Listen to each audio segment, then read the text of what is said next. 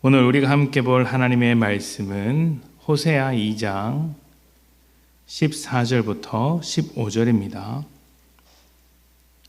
호세아 2장 14절부터 15절까지 말씀, 14절부터 15절까지 말씀 제가 봉독합니다. 그러므로 보라, 내가 그를 다일러 거친 들로 데리고 가서 말로 위로하고 거기서 비로소 그의 포도원을 그에게 주고 아골 골짜기로 소망의 문을 삼아 주리니 그가 거기서 응대하기를 어렸을 때와 애굽 땅에서 올라오던 날과 같이 하리라. 아멘.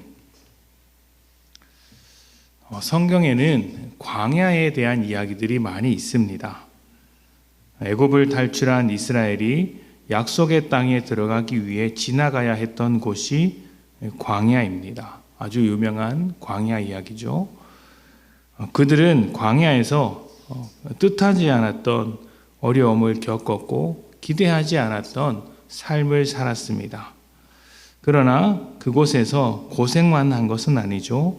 그 어려움 속에서 하나님이 누구신지, 또 하나님과 어떻게 해야 동행할 수 있는지, 하나님과 함께 살아가는 법을 배우기도 했습니다. 가나안 땅에서 하나님의 뜻대로 살기 위해서 광야 시간 동안 훈련받고 학습하는 것이죠. 그들은 광야 기간 동안 애굽에서 살아왔던 그 모든 삶의 습관을 벗어야 했습니다. 그리고 삶을 책임지시는 하나님을 배웠고 율법을 배웠으며 절기를 배웠습니다. 하나님의 백성으로서 하나님과 함께 살아가는 모든 것을 광야 속에서 배웠던 것이죠.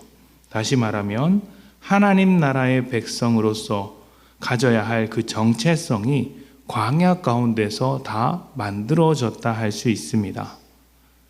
또 다른 유명한 광야 이야기는 예수님께 있습니다. 예수님께서 사역을 시작하기 전, 공생애를 시작하기 전에 광야로 가서 시험을 당하셨습니다. 사단이 주는 시험은 교묘했는데 적당히 신앙적인 것처럼 보이는 것들이었습니다. 네가 돌로 떡을 만들어라. 하나님의 아들이거든 성전 꼭대기에서 한번 뛰어내려 보라. 내게 절하면 나라의 모든 영광을 주겠다. 이런 사단의 시험을 주님은 다 이겨내시고 자신의 소명이 어디에 있는지, 하나님의 뜻이 어떻게 이루어지는지를 한 번 더 확인하셨습니다. 이스라엘이 건너왔던 광야와 예수님께서 가셨던 광야에는 공통점이 있습니다.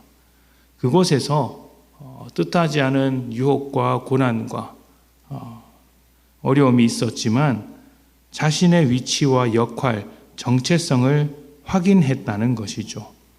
죄와 사단에게 소속된 것이 아니라 하나님과 함께하는 자로서의 자신, 그 정체성을 확인하는 자리였습니다. 오늘 말씀에서 하나님은 우상을 쫓아다니느라 하나님을 버렸던 이스라엘을 다시 한번 회복시키겠다고 약속하십니다. 잃어버렸던 하나님의 옆자리, 하나님의 백성으로서의 정체성을 회복하기 위해 그 자리로 초대해 주시는 것이죠. 그런데 이 초대를 시작하는 자리가 어디냐면 거친 들이라고 합니다. 가장 먼저 거친 들로 데려가서 이 회복을 시작하신다는 것이죠. 거친 들은 광야입니다. 광야는 만만하지 않습니다. 광야에는 불뱀과 같은 위험이 있고 잠깐 방심했다가는 목숨이 위험할 만한 위기를 겪게 됩니다. 또 광야에는 먹을 것이 없습니다. 물도 없죠. 농사를 지을 수도 없습니다. 만나와 같은 하나님께서 내려주시는 음식이 없다면 내일 무엇을 먹어야 할지 걱정해야 하고 또 당장 굶어 죽을지도 모르는 곳이 광야입니다. 또 광야는 적군의 공격에 노출된 곳입니다. 몸을 숨길 수 없는 곳이고 공격을 막아줄 성도 없습니다. 그래서 광야는 우리의 연약함과 실력 없음을 발견하는 자리고 또 죄의 모순을 인정하는 자리가 되는 것이죠. 하나님은 우리를 광야로 끌고 가서 하나님을 의지하도록 하십니다. 하나님 없이 살 수 없는 곳으로 데려가서 하나님과 함께하는 훈련을 시키는 것입니다.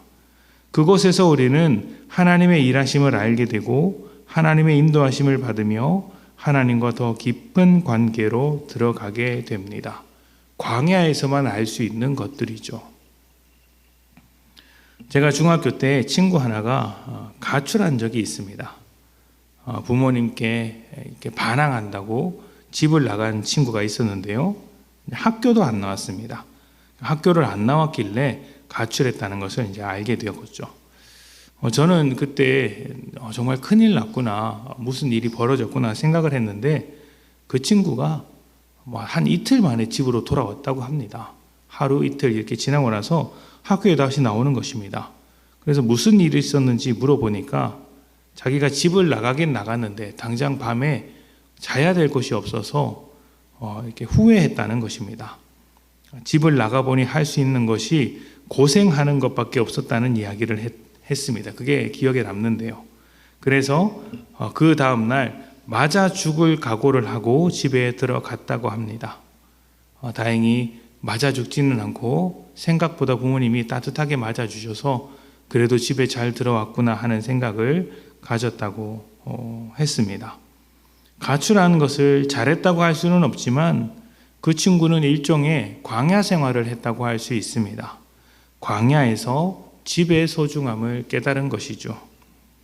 만약 우리 인생에서 광야와 같은 순간이 불쑥 찾아오게 된다면 여러분, 그곳은 하나님과의 관계를 회복해야 하는 자리로 받아들이셔야 합니다. 그냥 고생하는 자리, 힘든 자리가 아니라 내가 몰랐던 하나님을 새롭게 알아가는 자리, 더 깊은 하나님과의 교제가 일어나는 자리, 뜻하진 않았지만 근데 그 뜻하지 않은 것들을 통해 내 정체성을 확인하고 또 회복된 그 정체성을 가지고 다른 광야에 있는 자들을 건져내기 위한 자리인 것이죠. 그렇기 때문에 광야에 같은 순간에 우리가 가장 먼저 해야 하는 것은 하나님을 바라보며 하나님을 찾으며 하나님과 함께하는 것, 그렇게 해서 우리의 정체성을 회복해야 하는 자리가 되어야 합니다. 광야에서 우리의 죄를 회개하고 우리가 가졌던 그 고집들을 내려놓을 수 있다면 하나님은 이제 광야로부터 다시 한번 회복시켜서 젖과 꿀이 흐르는 곳으로 인도하실 것입니다. 광야에서의 목적을 달성하셨기 때문이죠. 광야든 어디든 중요한 것은 하나님과 함께 살아가는 것, 하나님의 백성으로서의 정체성을 잃어버리지 않는 것입니다. 우리 어디 있든지 예수 닮은 자로서 광야에서도 빛과 소금, 또 광야가 아닌 곳에서도 빛과 소금이 되시는 복된 성도님들 되시기를 축복합니다. 우리 함께 기도하겠습니다.